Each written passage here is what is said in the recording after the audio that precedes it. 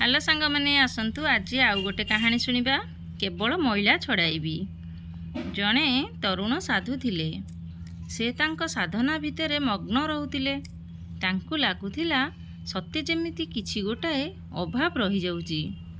असल आत्मज्ञानर अनुसंधान रे से रहुथिले। सेथिलागी निज मन को परिष्कार करिबा दिगरे प्रयास करुथिले। दिनकर कथा तरुण साधु चिंतामग्न होई अन्यमनस्क भावे चाली चाली जाउथांती। बाटर से शुणिले धोबणीटीए गीत गाई गाई लुगा सफा करी चलीची। धोबणीर गीत शुणिला क्षणी साधुंक मन पुलकरे भरीगला। तांकु लागिला सत्य जेमिति से बहु दिनरु खोजुथिबा एक उत्तर पाईगले।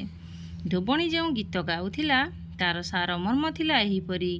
मु एठी लुगाकू पानी रे बारंबार धोउची।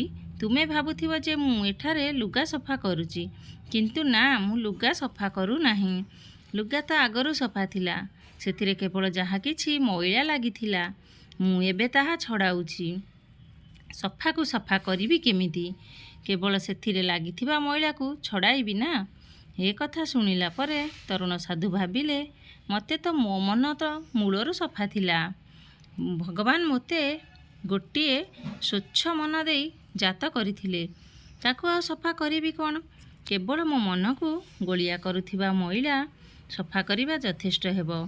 साधु मने मने धोबणी को धन्यवाद जणाइले। कहानीटी केमिति लागिला प्लीज कमेंट माध्यम रे जणाइबे। रहुची, धन्यवाद। जय जगन्नाथ।